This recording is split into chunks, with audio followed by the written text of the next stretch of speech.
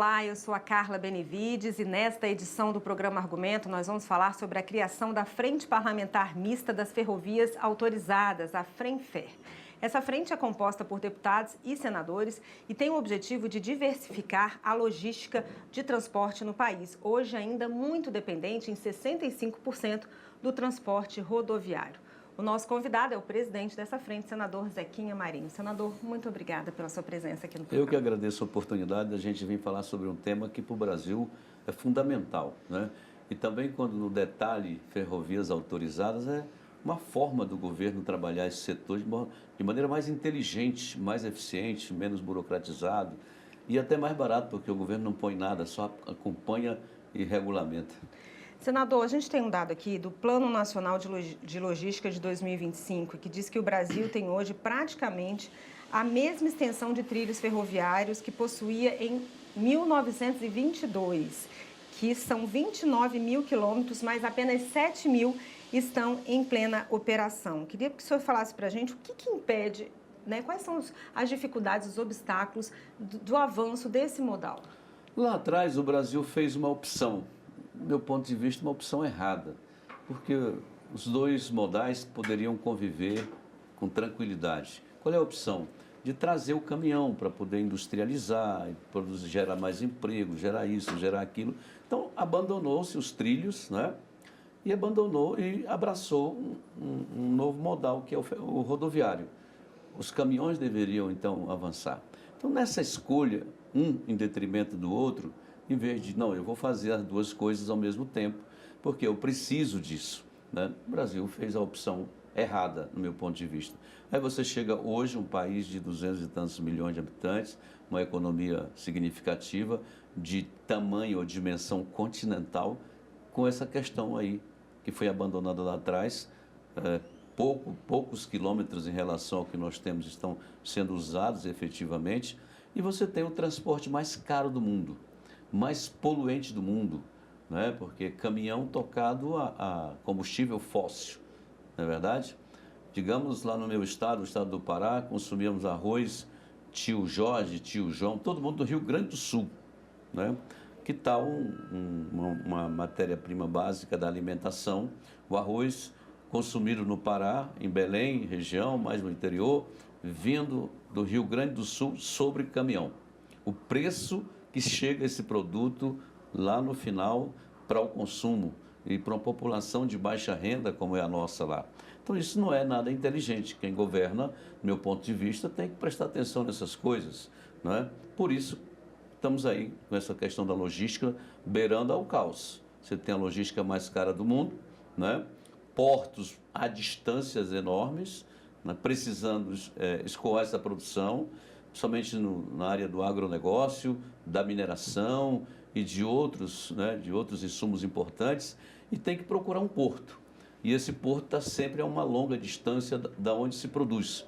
E para isso, tem que usar o caminhão, em vez de usar o trem, que levaria muito mais carga, com pouco consumo, com pouca contaminação do ambiente e assim sucessivamente. Então, estão pagando caro, muito caro, por causa dessa opção feita lá no passado. Senador, em 2021 foi aprovada a Lei das Ferrovias, né, o novo Marco Legal das Ferrovias, que ele traz o regime de autorização, sai do modelo de concessão para o de autorização, que deveria ser mais benéfico. Como é que está essa... Houve avanços de lá para cá? Pois é, trabalhamos aqui intensamente um projeto de lei deixado ainda pelo senador José Serra, né, um grande homem dessa nação, pensou isso de maneira muito inteligente, né? E em 2021 esse trabalho se intensificou aqui dentro. O relator, me lembro que foi o senador Jean Paul Prats. Uhum. Quer dizer, depois eu vou te dizer por que eu estou citando esses nomes. Porque hoje, quando o governo atual olha para esse marco legal das ferrovias no Brasil, às vezes não quer abraçar porque isso foi sancionado num outro governo, né? Quer dizer, o que um governo faz não pode servir para o outro. Essa brincadeira, né, que não deve ser assim a coisa. Então, presta atenção.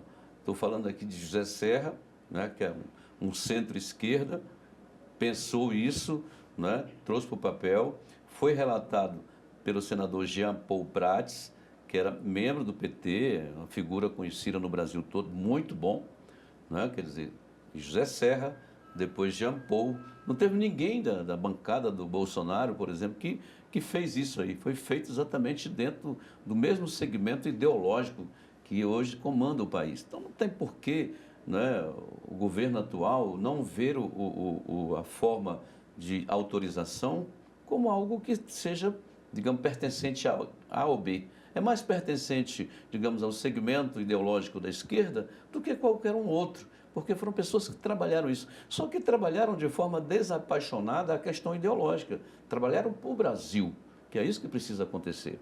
De modo que a gente vê dificuldades nessa frente parlamentar, ela vem para popularizar, né? Para explicar, para fazer o debate político, para convencer aqueles que de repente têm alguma dúvida ou são incrédulos com relação a isso, porque digamos assim, a forma de conceder através da autorização é muito mais simples, muito mais simples. Enquanto na concessão, aquela antiga, tradicional, é uma burocracia, um caminho muito grande a ser percorrido, né? Depois o governo ainda tem que arrumar dinheiro para fazer a parte dele lá dentro.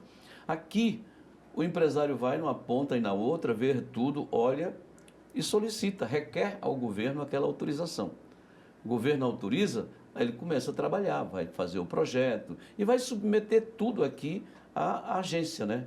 A NTT, que é responsável por isso, até que a NTT enquadre isso tudo dentro do processo legal, vai para o Ministério proceder com a parte dele. Mas não põe dinheiro, não perde tempo fazendo projeto, não é por conta e risco do setor privado, do grupo que está interessado em viabilizar essa ferrovia. Pois é, o setor privado, ele afirma que já há milhares de quilômetros de novos projetos em fase de licenciamento e desapropriação. Queria que o senhor falasse para a gente se tem notícia de como que estão esses projetos e também se há a intenção dessa frente em conversar com a NTT e também com o Ministério para tentar diversificar investimentos nesse novo modal. As duas formas, tanto a concedida quanto a autorizada, elas podem conviver harmonicamente a vida toda. Depende muito de quem está pensando aquele trajeto. Né? O governo, por exemplo, estou pensando esse trajeto aqui e eu quero fazer no modelo de concessão. Vai lá e faz. O setor privado olha um ponto e o outro, olha, aqui precisa, então vai lá, olha, apresenta o requerimento, é autorizado, ele vai correr atrás do projeto. Digamos assim, o modelo de autorizadas, hoje nós já temos 41 requerimentos, certo? 41 requerimentos já deferidos pelo governo, para que os interessados, né, os empresários ou o grupo empresarial que queira fazer, possa correr atrás, buscar condições. Tudo isso hoje está dentro do IBAMA. O que tem a ver com a questão do licenciamento? É um processo muito lento, não é? Muito burocrático. O IBAMA está com reduzida capacidade para fazer isso, né? Pouca gente, pouco servidor lá dentro para fazer isso. Demora muito e realmente o que foi dito é verdade. Nós temos aí milhares e milhares de quilômetros de ferrovias no modelo autorizado para serem construídas. Muitas vezes se questiona, mas cadê o dinheiro? Claro, ninguém vai botar um dinheiro num projeto antes do seu devido licenciamento para ele existir. Porque é exatamente aí onde o governo diz para o empreendedor, pode, entra em campo. Né? Primeiro eu autorizei a ideia do projeto, o modelo e tal. Agora estou dizendo, pode fazer. Né? Tanto é que você vê lá nas licenças, a licença final é a licença de operação já, né? A licença prévia, a licença operacional e a licença de instalação, né? A LO, que é a licença de operação, a final. Dá tudo. Na hora que dá a final, o dinheiro vai aparecer. Eu conheço alguns grupos que estão só esperando isso para que eles possam startar os recursos para começarem as obras. Nesse processo todo, Carla, você tem o perímetro por onde vai passar a ferrovia, né? O grupo empresarial vai fazer o contato com o estudo, via de regra eles vão pedir, né, que a gente chama no modelo aí que aquela terra, aquela área seja desapropriada por interesse social, né, que não seja tão cara para o investidor, porque uma distância, por exemplo, nós temos uma rodovia aí que está nascendo lá no Espírito Santo, né, num dos portos do Espírito Santo, e que vai chegar a Mara Rosa aqui na da Norte-Sul. Então, são 2.000 e tantos quilômetros de ferrovia para chegar até lá. Toda essa distância toda, parece que uns 100 metros de largura, está sendo desapropriado, contactado com os donos, né, para poder construir dentro disso. Isso leva um tempão e gasta muito dinheiro para fazer isso, né? Junto com isso, você tem que discutir outras questões sociais, o que está levando junto com aquele projeto. Por exemplo, hoje, na questão de TI, a comunicação, né? Então, tem muita coisa que vai não só para explorar, mas também para ajudar aquelas populações que serão impactadas diretamente com aquela ferrovia. Para finalizar, senador, no lançamento da frente, o senhor disse que o objetivo é reduzir custos, tornar o sistema, ampliar o uso das ferrovias, reduzir custos e tornar o sistema de transportes mais eficientes. As ferrovias, ela resume isso tudo. Com certeza. Um país desse tamanho não pode viver sem ferrovia, né? Principalmente quando você tem um país das características do Brasil, onde o centro brasileiro é a grande produção hoje do agro, não é verdade? O minério, essas cargas com pouco valor agregado, né? Que é muito volume, mas economicamente representam pouco recurso, pouco dinheiro. Elas viajam para o seu destino final, mas elas são processadas. Então o Brasil precisa urgentemente de repensar e fazer aquilo que está no papel já. Tanto começado ou iniciado pelo governo na questão das concessões, quanto iniciado pelos grupos empresariais, no caso aí das autorizadas. A gente precisa fazer isso acontecer. Interligar regiões produtivas com outras, muitas vezes está completamente isolada, só usa caminhão, não é? O custo do transporte de caminhão é altíssimo, né? Não dá viabilidade para o projeto. Na hora que você baixa e coloca no modal mais barato, como é a questão do ferroviário, você viabiliza aquele projeto. Então o Brasil hoje pode rapidamente evoluir na sua economia, desde que a logística vá na frente. Né? E é para isso que nós queremos colaborar. A FRENFER vem exatamente para articular politicamente o que está faltando. Tem que regulamentar esse trecho aqui, tem que negociar com alguém. Nós estamos dispostos a colaborar naquilo que for preciso para que a ferrovia brasileira se torne realidade e solte o Brasil, destrave o Brasil para crescer. Senador, obrigada pelos seus esclarecimentos. Sucesso no trabalho da frente. Eu que agradeço a oportunidade de estar aqui mais uma vez.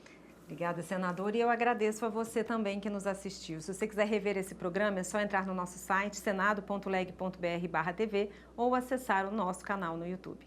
Obrigada pela sua companhia e até o próximo argumento.